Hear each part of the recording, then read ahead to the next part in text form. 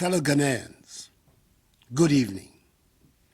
I've come to your homes once again, as promised, on the matter which continues to grip not only the attention of the nation, but also of the entire world, the coronavirus pandemic. At the time of my last broadcast, some 6 days ago, Ghana had recorded 21 confirmed cases of infections, with virtually all the cases being imported. I took the step to close all our borders, and I ordered a mandatory quarantine and testing of all the 1,030 persons who arrived at the airport at the time of the announcement till the day the borders were closed. Indeed, 78 of the persons put under quarantine have since tested positive for the virus. It is these additional confirmations that have increased dramatically our total number of cases to 137. Indeed, 97% of all confirmed cases are travelers who brought the disease from outside our shores. Of the remaining 59 confirmed cases, 53 are receiving treatment and are doing well, and they will be discharged should their second test results prove negative. 14 of them are being managed at home in self-isolation. 4 persons who were tested positive for the virus but were aged and had other serious underlying medical conditions have lost their lives. May their souls rest in perfect peace. Thankfully, 2 persons have made full recoveries. Fellow Ghanaians, the oath of office I swore on 7th January 2017 demands that I dedicate myself to the service and well-being of you, the Ghanaian people. It is my job to protect you, and I'm determined to do just that. As I've said before, all the government is doing is intended to achieve 5 key objectives: limit and stop the importation of the virus, contain its spread, provide adequate care for the sick, limit the impact of the virus on social and economic life, and inspire the expansion of our domestic capability and deepen our self-reliance. Thus far, we have succeeded in halting any more importations of the virus into our country. And I thank the overwhelming majority of you for adhering to the good hygiene and social distancing protocols announced in my first broadcast to you. However, prevailing circumstances mean the stricter measures have to be put in place to contain and halt the spread of the virus within our country, especially in Accra, Tema, Kaswa, and Kumasi, which have been identified by the Ghana Health Service as the hotspots of the infections. In doing this, we cannot afford to copy blindly and do all the things some other well-developed countries are doing. There is no one-size-fits-all approach to this pandemic. We have a unique situation in our country, and we must take it into account in dealing with the disease, whilst meeting all the 6 key WHO guidelines on the most effective ways of combating the pandemic. Even though it may be said that the number of our infections is still relatively low, if we act now, purposefully, we have a chance of preventing an escalation of our numbers. So, effective 1 a.m. on Monday, 30th March, some 48 hours from now, I have imposed, pursuant to the powers granted the President of the Republic under the Imposition of Restrictions Act, 2020 Act 1012, restrictions on movement of persons in the Greater Accra metropolitan area, GAMA, which includes Awutu Senya East Municipality, and the Greater Kumasi metropolitan area and contiguous districts for a period of 2 weeks, subject to review. It'll give us the opportunity to try to halt the spread of the virus and scale up effectively contact tracing of persons who have come into contact with infected persons, test them for the virus, and if necessary, quarantine and isolate them for treatment should they prove to have the virus.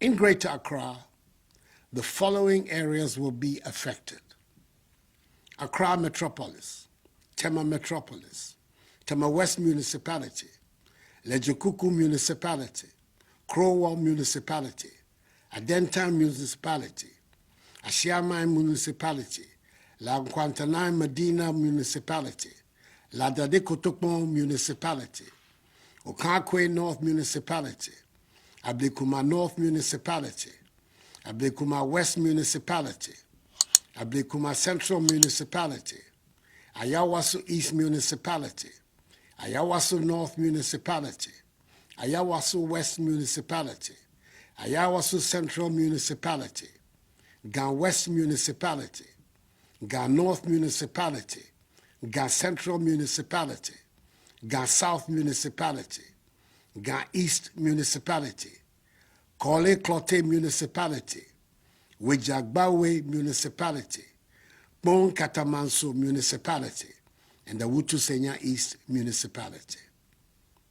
In the Greater Kumasi Metropolitan Area and contiguous districts, the following areas are affected: Kumasi Metropolis, Asokwa Municipality, Swami Municipality, Old Tafo Municipality, Oforikro Municipality, Asokore Mampo Municipality, Kwadaso Municipality, Echiman Webieja Municipality, Kwabre East Municipality, Ejeso Municipality, Efija Kwabre South District, Bosomche District, Echima Kwanwoma District, and Echima Webiaja North District. This, in essence, means that everyone resident in these areas must stay at home for the next 2 weeks. However, if you must go out, it must only be to get essential items such as food, medicine, water, undertake banking transactions, or to use public toilet facilities. But as much as possible, stay at home. There shall be during this period no intercity movement of vehicles and aircraft for private or commercial purposes for the areas of the restrictive measures, except for vehicles and aircrafts providing essential services and those carrying cargo. Riders of motorbikes are not allowed to carry any additional person, and all intracity passenger vehicles, such as trotros and taxis, must reduce the number of passengers in order to observe appropriate social distancing and hygiene protocols. Additionally, all commercial vehicle stations shall observe appropriate hygiene protocols and social distancing. The Ministry of Transport has engaged the transport operators and unions in this regard. The Ministry of Local Government and Rural Development has also engaged with the metropolitan, municipal, and district assemblies and the leaders of the market associations in the country to make satisfactory arrangements about the operations of the markets that ensure observance of social distancing and enhanced hygiene protocols. In any event, only persons involved in the food value chain can operate in the markets during this period. Individuals and institutions providing the following services shall be exempted from the restrictions: members of the executive, legislature, and the judiciary. Production, distribution, and marketing of food, beverages, pharmaceuticals, medicine, paper, and plastic packages. Environmental and sanitation activities. Staff of VALCO, road and railway construction workers, mining workers, fisherfolk, members of the security agencies assigned lawful duties, staff of electricity, water, telecommunications, e-commerce, and digital service providers, and staff of fuel stations. Fellow Ghanaians, to accelerate the contact tracing process and ensure we curtail the spread of the virus in the shortest time, we will use the military and police to assist health authorities to expedite the process. We'll also pursue a policy of testing all contacts of people tested positive.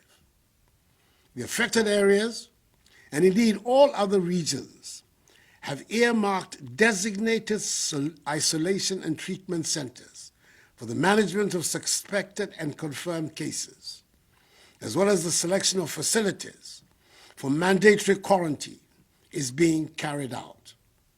An intensive public health education and community awareness on social distancing and hand washing will be carried out.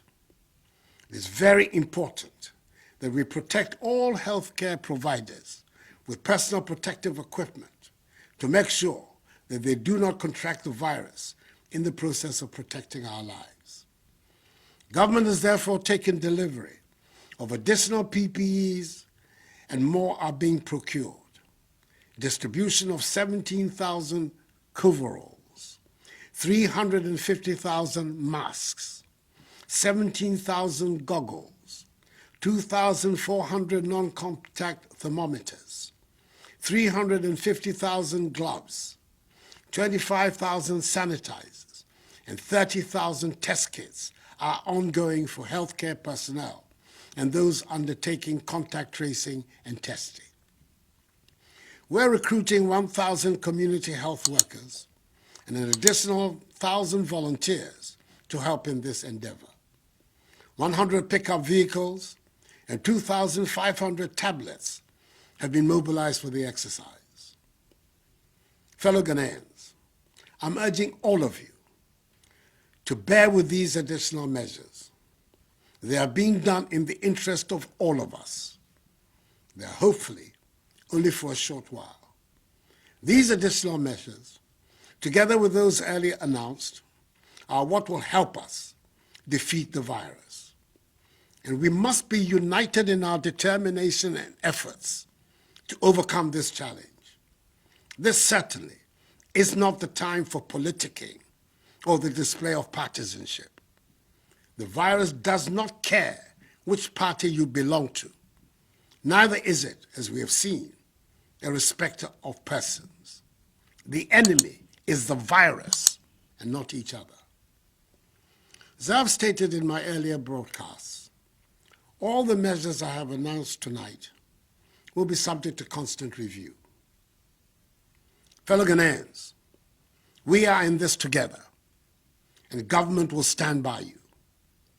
We are aware that there will be discomfort and difficulties for all of us over the next couple of weeks. As a responsive government, we will continue to implement bold measures to mitigate the impact of the coronavirus on businesses and households and ensure that job losses are minimized. The Minister for Finance has been directed by me to prepare for approval by Parliament a coronavirus alleviation program to address the disruption in economic activities, the hardship of our people, and to rescue and revitalize our industries. He will then immediately make available a minimum of 1 billion cedis to households and businesses, particularly small and medium-scale enterprises. The commercial banks are, in addition, responding to the Bank of Ghana's 1.5% decrease in the policy rate and 2% in reserve requirement, with a 3 billion CD facility to support industry, especially in the pharmaceutical, hospitality, service, and manufacturing sectors. We're providing additional relief, such as extension of the tax filing date from April to June, a 2% reduction of interest rates by banks, effective 1st April 2020, the granting by the banks of a 6-month moratorium of principal repayments to entities in the airline and hospitality industries, i.e. hotels, restaurants, car rentals, food vendors, taxis, and Uber operators. All other sector credit exposures will be reviewed on a case-by-case basis. Mobile money users can send up to 100 cedis for free, and 100% to 300% increase in the daily transaction limits for mobile money transactions. Let me also reiterate that the ban on public gatherings, religious or social, is still in force. Anyone, irrespective of status, religion, or ethnicity, who is found to be flouting them will be dealt with fully in accordance with law.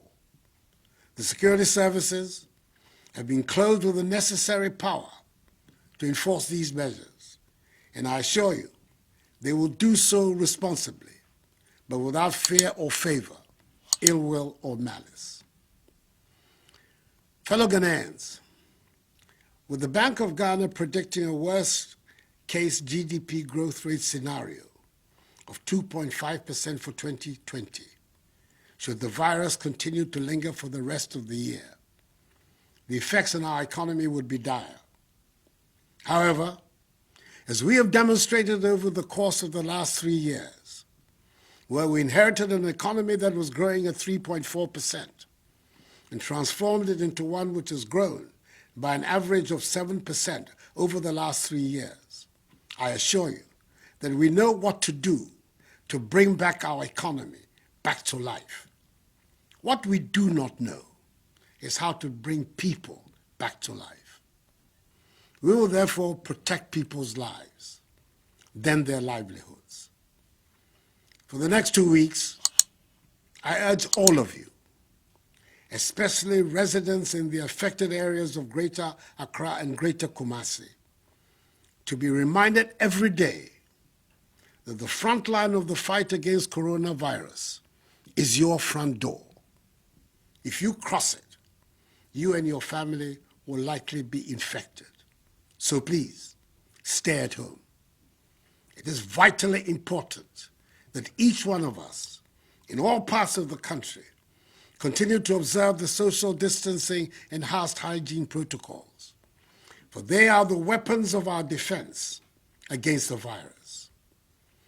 I'm announcing tonight the establishment of a COVID-19 fund to be managed by an independent board of trustees and chaired by former Chief Justice Sophia Akufo, to receive contributions and donations from the public to assist in the welfare of the needy and the vulnerable. I've directed the Controller General to pay my next 3 months' salary, i.e. April, May, and June, into this fund. Let me also thank, from the bottom of my heart, the churches, financial institutions, and individuals who have already made donations to help in this fight. God richly bless them. We can defeat this virus if we all commit ourselves to respecting all the measures that have been outlined. I'm confident that Ghanaians will comply with them, and the security services will not have to intervene with extraordinary means to enforce them. The love of country is deeply embedded in all of us, and I assure you that the security forces will conduct themselves with the necessary professionalism. Mr. Ramo, in some of my cane, yen nyina yen bomodin ni endi so. Yankopon adaroma e beboa yen. Min kpanyefai. Sane ne ni wie. Nye fe nye boa modin ni yen ye no. Ni modromo e ba wa wo fe. We have prayed to Almighty God to heal our land, and I know that by the grace of God, He has heard our cry. Nonetheless, each one of us must do his or her part. May God bless us all and our homeland Ghana and make her great and strong. I thank you for your attention. Good night.